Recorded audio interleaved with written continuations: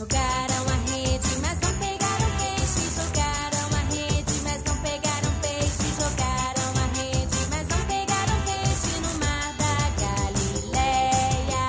Jogaram a rede, mas não pegaram peixe. Jogaram a rede, mas não pegaram peixe. Jogaram a rede, mas não pegaram peixe no mar da Galileia. Tiago, cadê o peixe? Eu não sei de nada, eu não sei de nada.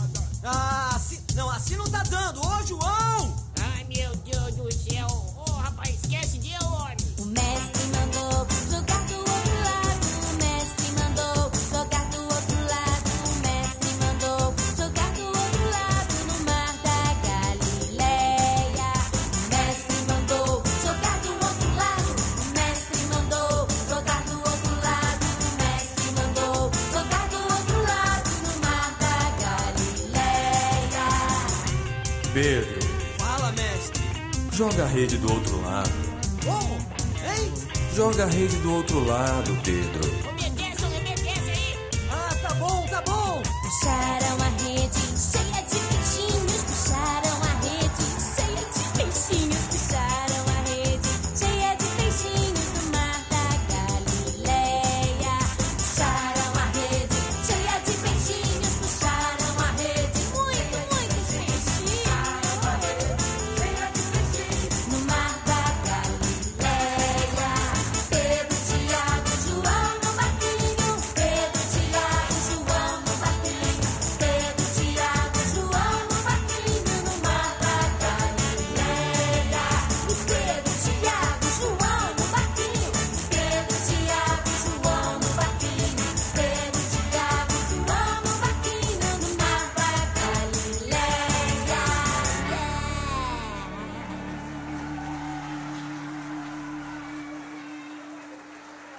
Prudência.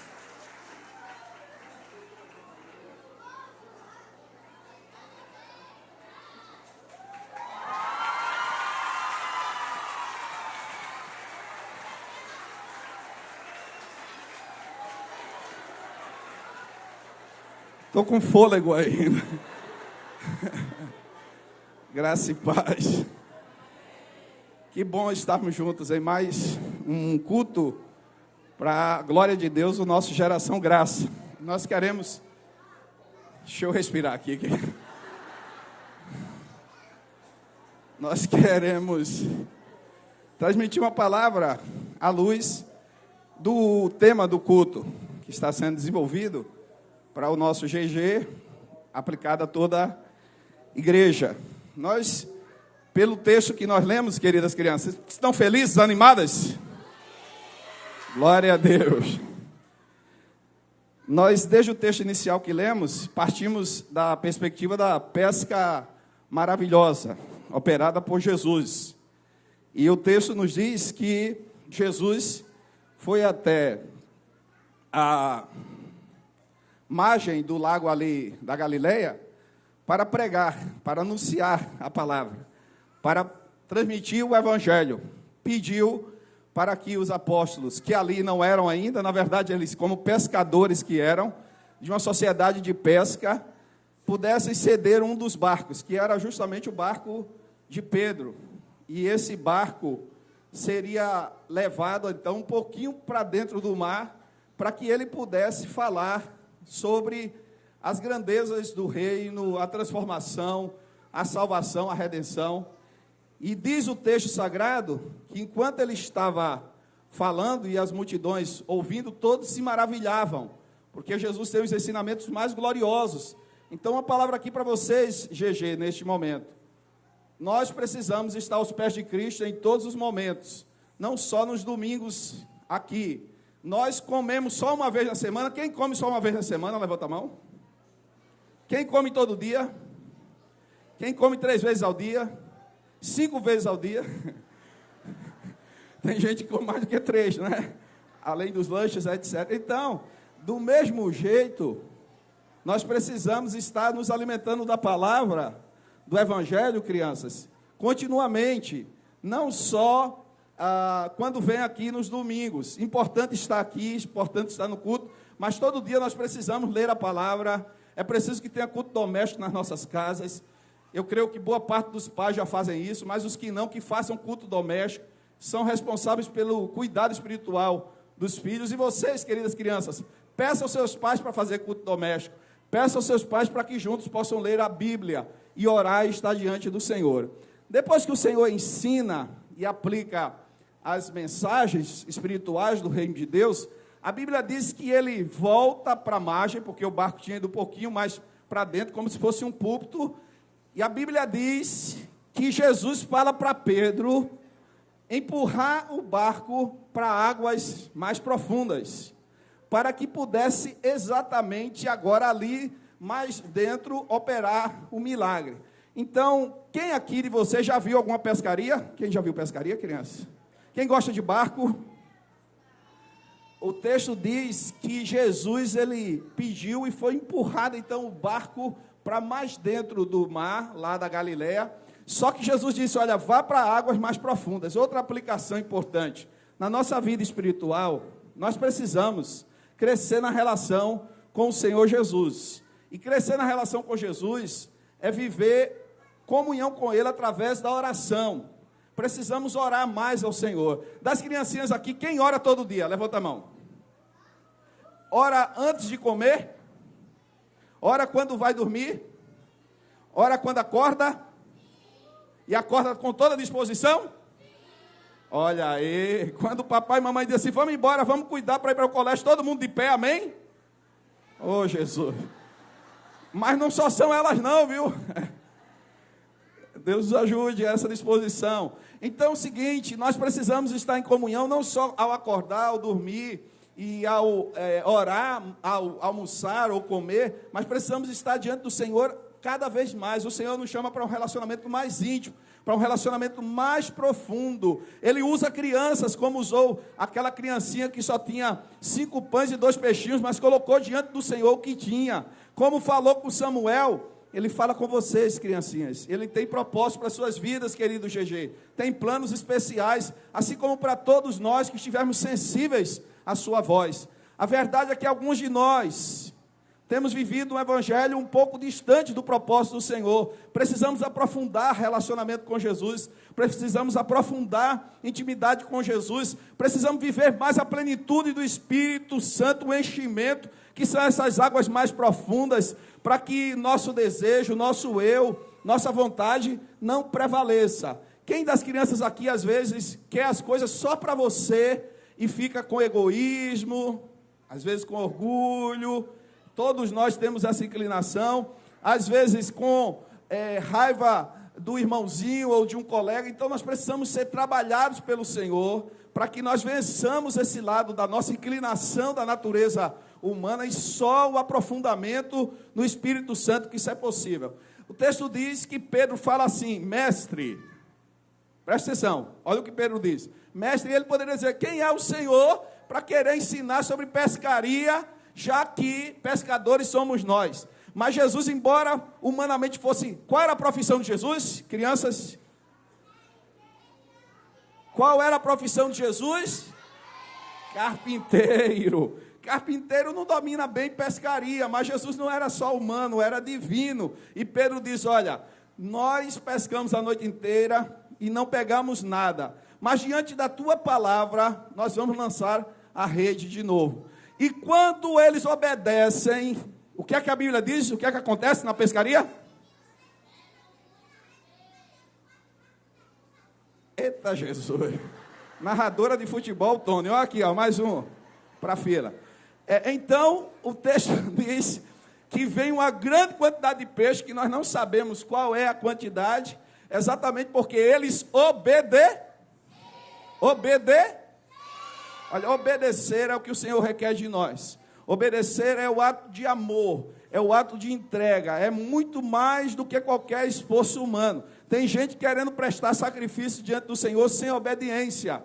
Há um rei chamado Saul, que ao invés de obedecer, foi prestar sacrifício e perdeu o reinado e perdeu a unção do Senhor. Deus é que é de nós obediência. Quem não obedecer não vai ver as bênçãos do Senhor sobre sua vida. Não há atalho. Quem aqui obedece pai e mãe? Vocês, papai e mamãe. Eles estão olhando ali para vocês. Amém. Obedece? Qual é o maior prazer do coração de um pai e de uma mãe?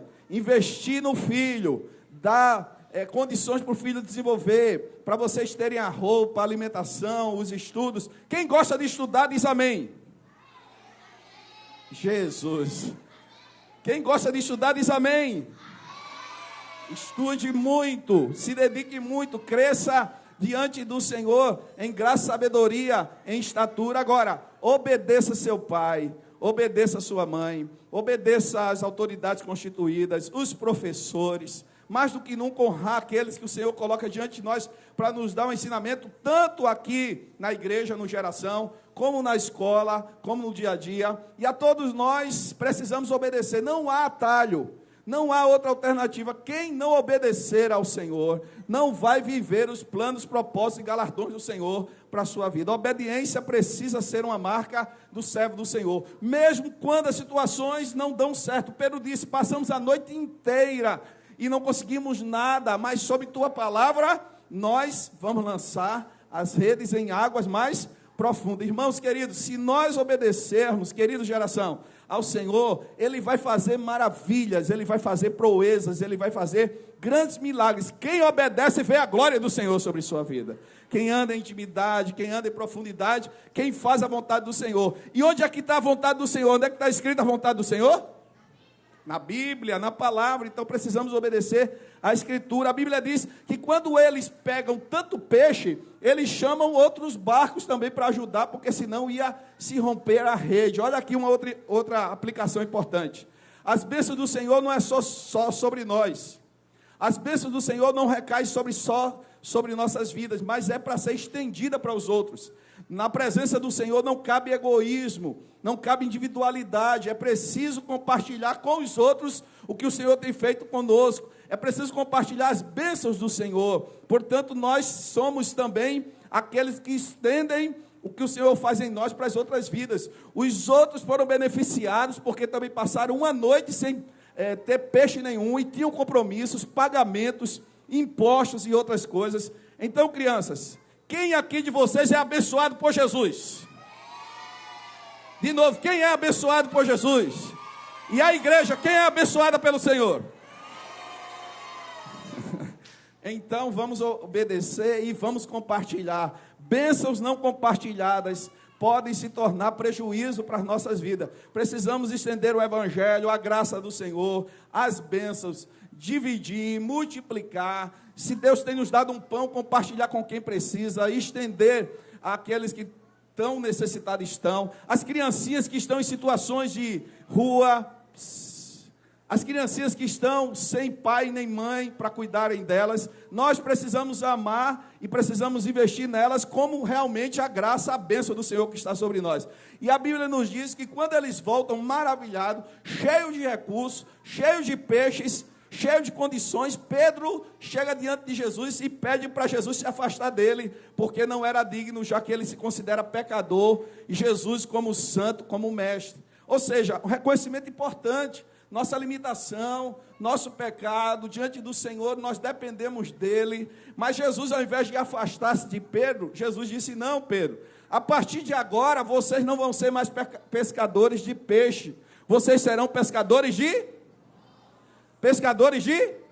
homens, de vidas. Ou seja, Jesus comissiona Pedro. Ao invés de agora julgar Pedro, Jesus muda a história de Pedro. Pedro que era impulsivo, Pedro que era estourado, Pedro que era realmente alguém que não tinha um temperamento controlado, Jesus agora comissiona Pedro. Assim também, criancinha, Jesus tem um plano para as suas vidas, GG.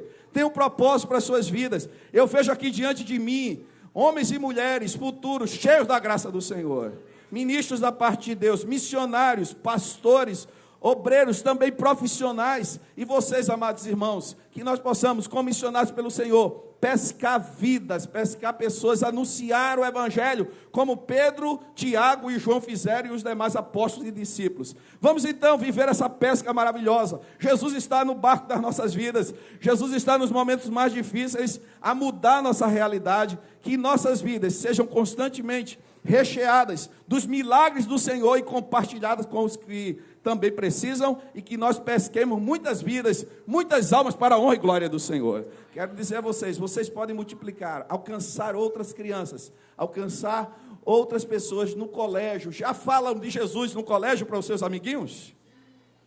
Vocês falam de Jesus no colégio para os amiguinhos? Quem tem amigo na sua vizinhança? Quem tem os coleguinhas da vizinhança? Falam de Jesus, compartilhem Jesus e anunciem o que Jesus tem feito. Deus abençoe geração, graça ainda mais, e abençoe cada um de nós, no nome de Jesus. Amém.